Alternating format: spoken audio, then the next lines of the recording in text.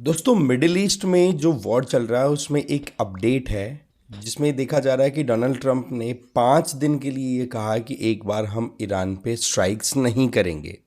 ये वही Donald Trump है जिन्होंने ये कहा था कि ईरान अगर स्ट्रेट ऑफ हॉर्मुज को नहीं छोड़ता है या खोलता है तो उनके इम्पॉर्टेंट क्रिटिकल इंफ्रास्ट्रक्चर जिसमें पावर इंफ्रास्ट्रक्चर आ गया, वहाँ पर इलेक्ट्रिसिटी प्रोडक्शन का बात कर लो या दूसरी जो न्यूक्लियर साइट्स थी, न्यूक्लियर पावर प्लांट्स हैं, उनको हम टारगेट करेंगे। लेकिन एक बार के लिए 5 दिन के लिए हॉल्ट कर दिया गया है। अब इसको कुछ लोग तो सीज़ फायर बोल रहे हैं कि हाँ भाई ये एक एग्रीमेंट साइन हो गया दोनों के बीच में, लेकिन ऐसा कुछ नहीं है।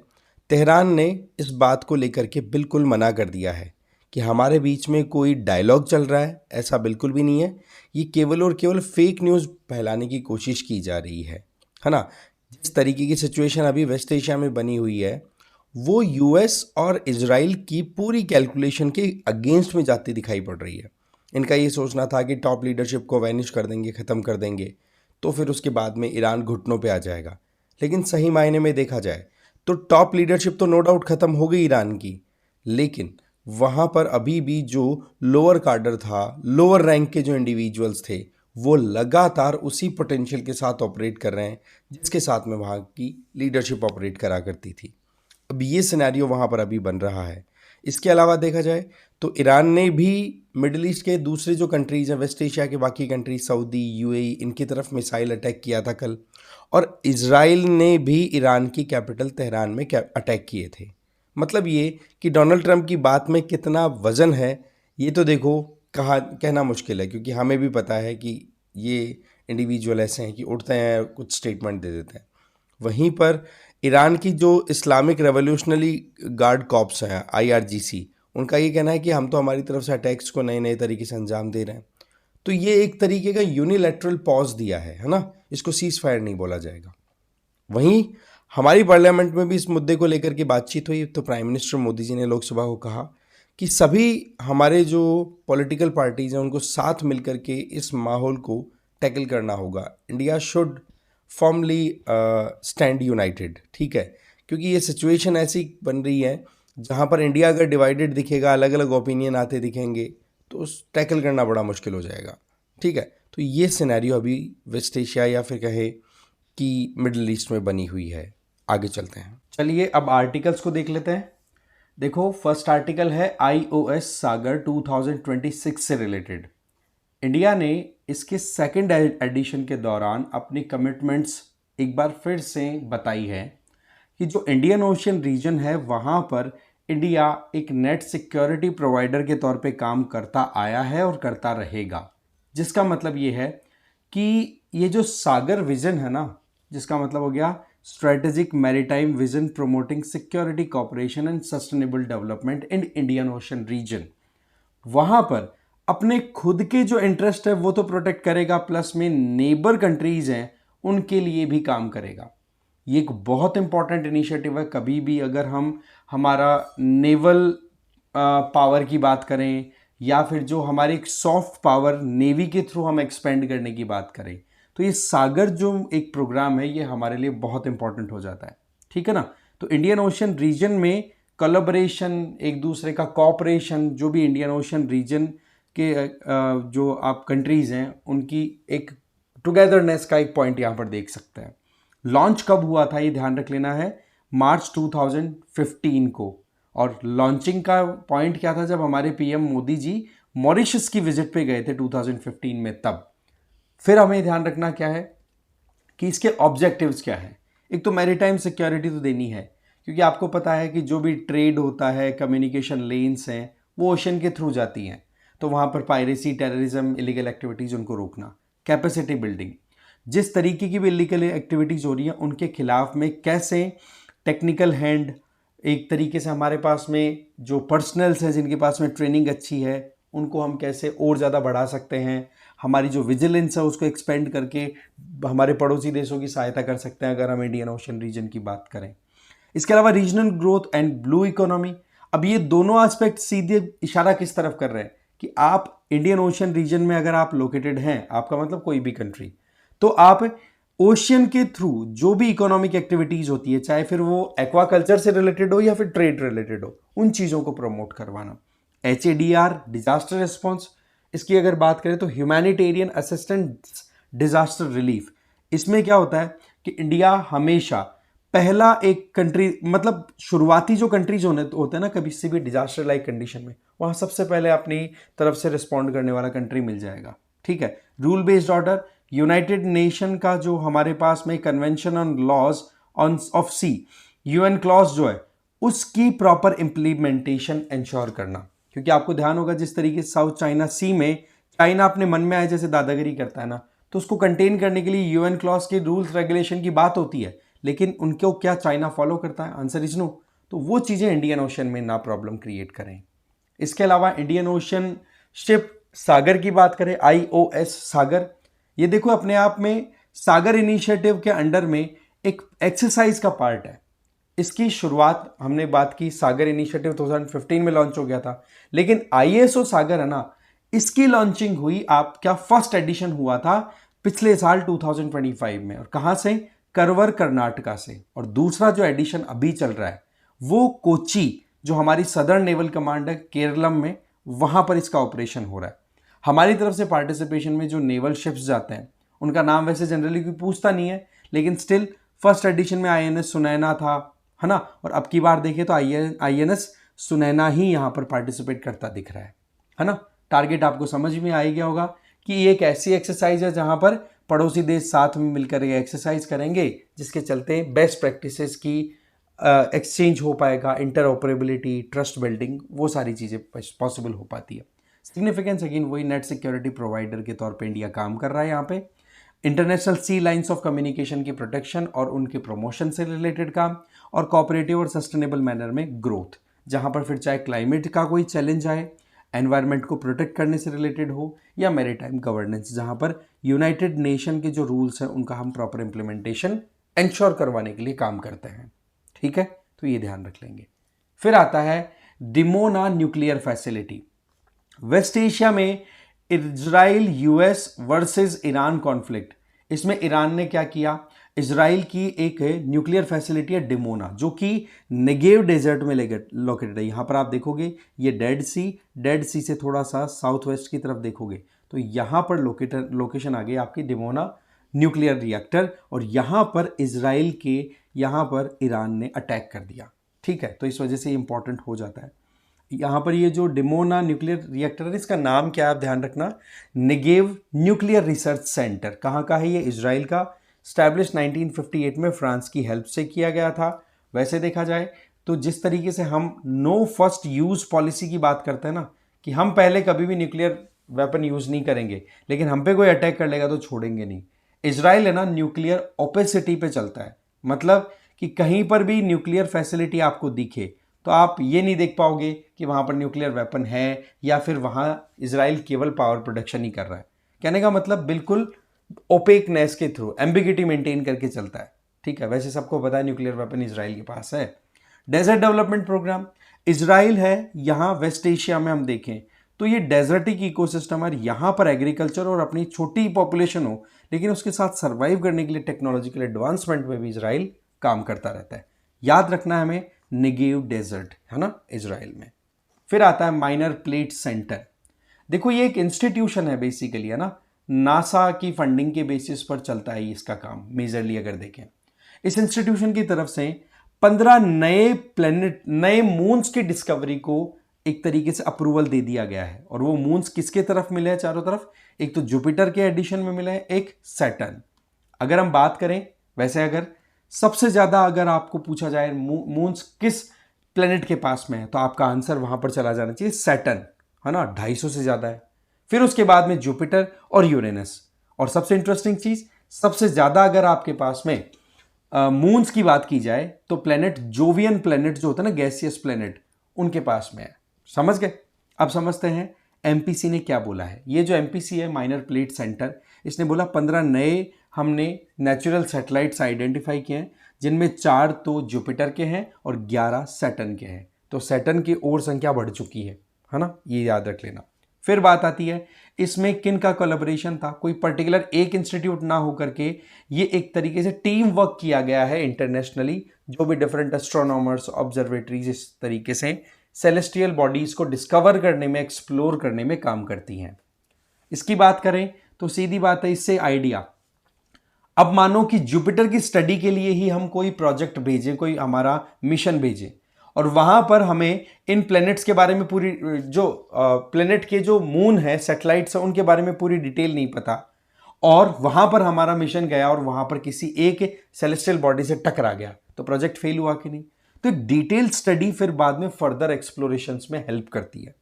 एमपीसी एक ग्लोबल रिपोजिटरी है, मतलब एक डॉक्यूमेंट है यूं मानो, जिसमें रिकॉर्ड रखा जाता है अभी तक की जितनी भी स्टडी हुई है उनसे रिलेटेड, कि कितने सोलर सिस्टम हमने स्टडी कर लिए, कहीं पर हम एक्सप्लोरेशन करेंगे तो किन किन के बारे में हमें पता होना चाहिए, एस्ट्रॉइड्स, कॉमेट्स, मून्स। स्थापित किया 1947 में इंटरनेशनल एस्ट्रोनॉमिकल यूनियन ने, और हेडक्वार्टर ध्यान रख लेना है मैसाचुसेट है ना, यूएसए में, वहां पर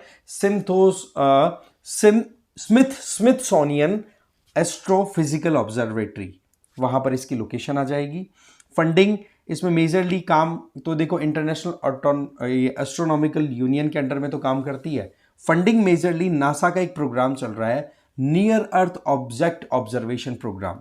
सिंपल कि अर्थ से हम एक्सप्लोरेशन के लिए कुछ भी करना चाहें तो वहां पर हमें सेलेस्टियल बॉडीज के बारे में पता करना और उसका रिकॉर्ड मेंटेन करना, तो उस पॉइंट ऑफ व्यू से नासा का ये प्रोजेक्ट है। की रोल अगर एमपीसी की बात करें, डेटा कलेक्शन एंड वेरिफिकेशन, जैसे अभी ये मून्स की बात हुई, हेल्प करेगा फर्दर एक्सप्लोरेशंस में।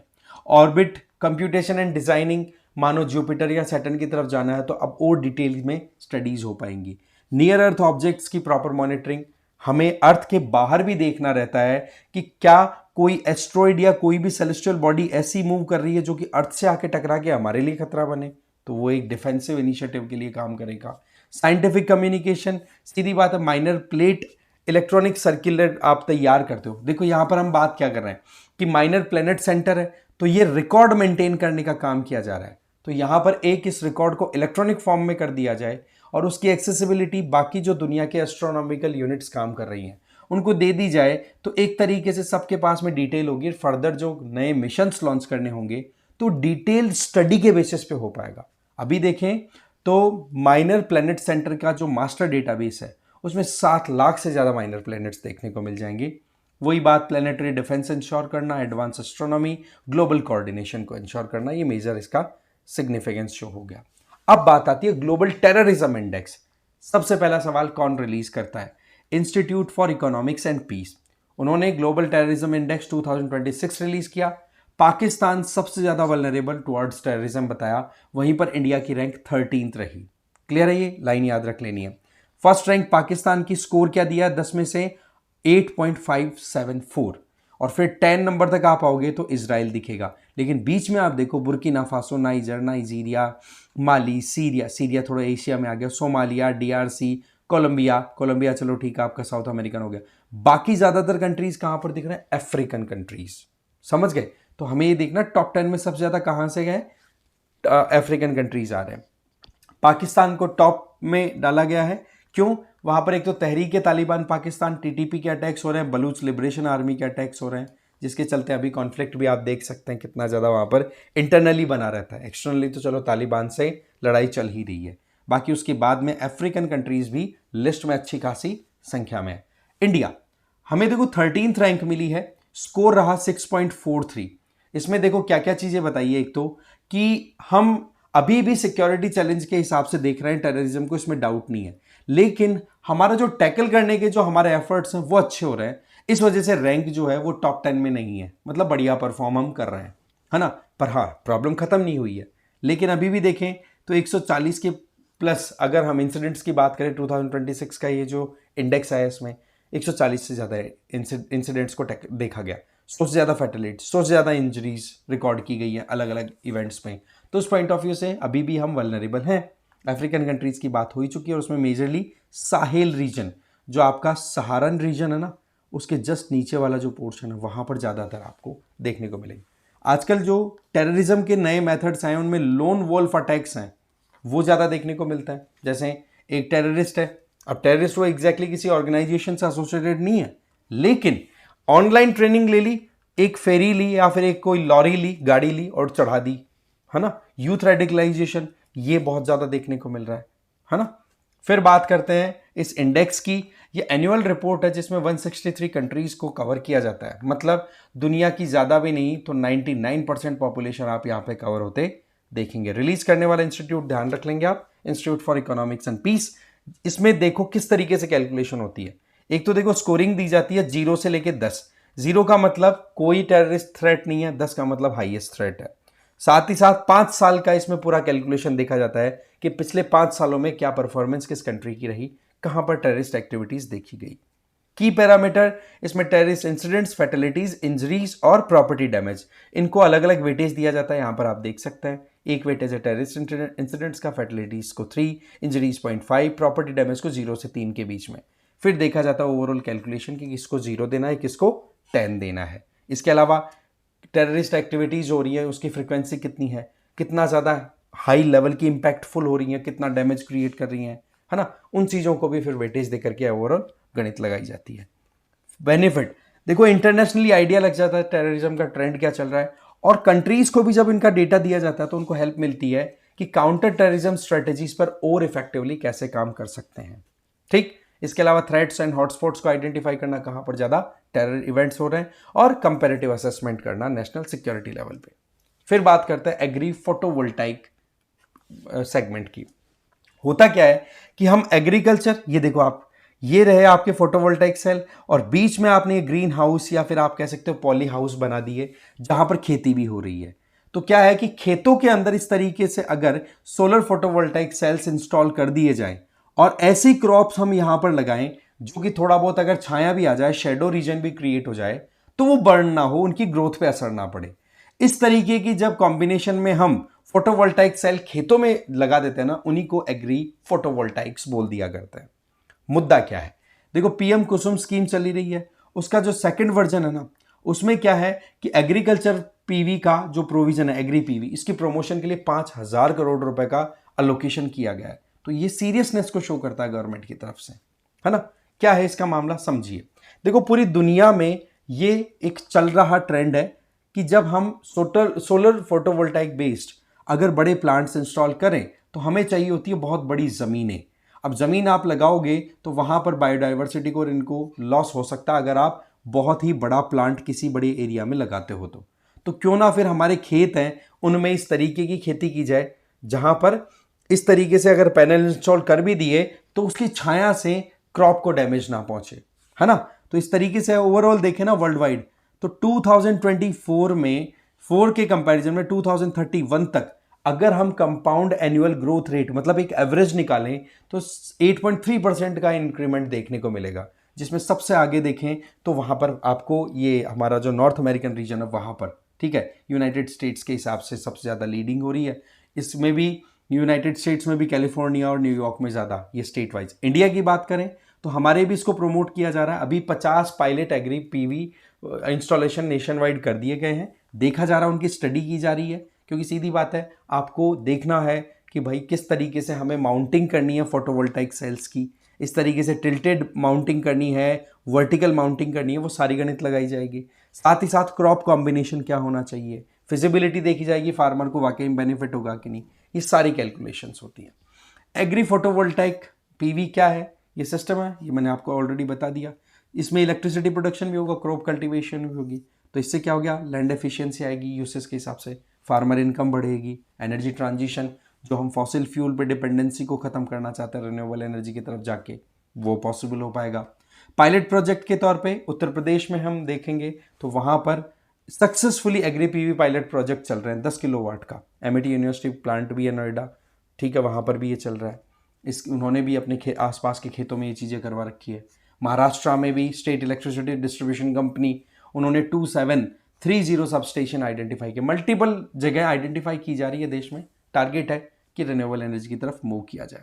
क्रॉप सिलेक्शन मैंने बताया, हर कोई क्रॉप है ना, वो जो ये पैनल होते हैं सोलर पैनल, उनकी शेडो में सर्वाइव नहीं कर सकते, तो ऐसे में कॉम्बिनेशन देखना पड़ता है, और वो भी ज्योग्राफिकल रीजन। नॉर्थ इंडिया में आप अगर देखो तो आप यूपी में अगर क्रॉपिंग कराना चाह रहे हो तो वहां पर क्या क्रॉप कॉम्बिनेशन होगा, है ना, सोलर पैनल के साथ में। राजस्थान में कराओ तो कैसे, कर्नाटका में कैसे होगा, उड़ीसा में कैसे होगा, तो लोकल ज्योग्राफिकल एस्पेक्ट को देखते हुए स्टडी की जाएगी। जैसे शेड टॉलरेंट आपको क्रॉप चाहिए तो टर्मरिक, जिंजर और लीफी वेजिटेबल्स बढ़िया परफॉर्म कर जाती हैं छाया वाले एरिया में भी। लेकिन वहां पर हमें देखना है कि हर जगह पे क्या ये वन साइज फिट्स ऑल चल सकती है ना। जैसे मध्य प्रदेश का केस है तो यहाँ पर टोमेटो, ऑनियन, गार्लिक और तुलसी, ये बहुत बढ़िया एक क्रॉप ऑप्शन आपके पास में मिल जाएगा। साथ ही साथ सनलाइट कितनी रिक्वायरमेंट है, वो गणित वही समझ गया आप, मोटा मोटा वही है। कर्नाटक और महाराष्ट्र के लिए बेस्ट क्या है, रागी, ज्वार, ग्रेप्स और ब्रिंजल, है ना। टाइप्स कितने हो सकते हैं एग्री फोटोवोल्टाइक के, देखो एक तो एलिवेटेड सिस्टम होते हैं, जैसे खेतों के अंदर थोड़ा हाइट पे हमने पैनल्स लगा दिए। एक होते हैं रॉ बेस, जैसे हमने अभी इमेज में देखा कि हाइट ज़्यादा नहीं है लेकिन लाइन में हमने इनको इंस्टॉल करवा दिया, ठीक है। और एक आपका एग्री पीवी के अंदर देखने को मिल जाएगा वर्टिकल, इसमें क्या होता है बिल्कुल वर्टिकल यूं, इधर से सनलाइट आए तो भी इलेक्ट्रिसिटी प्रोडक्शन करता है, इधर से भी। तो इसमें क्या होगा कि रॉ दो लाइन है क्रॉप्स की, उनके बीच में मिनिमम एरिया को कवर करते हुए एसपीवी आप इंस्टॉल कर देंगे, सोलर फोटोवोल्टाइक सेल, ठीक है। इसके अलावा ग्रीन हाउस इंटीग्रेटेड सिस्टम, मान लो हम हिली एरियाज में देखें तो वहां पर ग्रीन हाउस हम लगाते हैं, है ना, ग्लास चैम्बर, जिससे कि वहां पर हीट को एब्जॉर्ब करा के हमारी प्रोडक्शन कर सके खेतों की, है ना। तो उस पॉइंट ऑफ व्यू से वहां पर जो रूफ है वहीं पर आप इंस्टॉल कर दो सोलर पीवी को, ये एक तरीका है। तो ये टाइप्स हो गए। अब हम बात कर लेते हैं रिवीजन की। एग्री फोटोवोल्टाइक सेल की बात करें तो ये ग्रीन हाउस फार्मिंग है क्या, बताओ आप, बिल्कुल भी नहीं। यहां पर हम सोलर फोटोवोल्टाइक सिस्टम को एग्रीकल्चर के साथ इंटीग्रेट कर रहे हैं। ग्लोबल टेररिज्म इंडेक्स क्या financial action task force release कर रही है, नहीं, कमेंट करके बताना कौन रिलीज करता है। माइनर प्लेनेट सेंटर स्टैब्लिश हुआ 1947 को IAU के द्वारा, ये बात बिल्कुल ठीक है। फिर IOS सागर, इसका फर्स्ट एडिशन जो था वो कर्नाटका के करवर में लॉन्च हुआ, ये बात भी बिल्कुल सही है। फिर बात आती है आपके PYQs की, ये 68 नंबर क्वेश्चन है। ये एक तो आपका है कि शेड्यूल 10th के बेसिस पे जो डिस्क्वालिफिकेशन होती है मेंबर्स की, है ना, मेंबर ऑफ पार्लियामेंट की, उससे रिलेटेड, और सेकंड स्टेटमेंट पॉलिटिकल पार्टी से रिलेटेड, तो आप इसका आंसर दीजिए। और 71 वाला जो क्वेश्चन है हमारी इकोनॉमी से रिलेटेड है, जो फॉर्मूलाज हम थ्योरी में पढ़ते हैं उन फॉर्मूलाज को रियल में अप्लाई करवाते हुए ये क्वेश्चन पूछा है यूपीएससी ने, आंसर देना इन दोनों के। बाकी फिर PDF के लिए लिंक मिल जाएगा आपको पिंड कमेंट में, वहां से आपको डायरेक्शन ऑटोमेटिकली दे दी जाएगी एप्लीकेशन की तरफ, वहां से डाउनलोड कर लेना।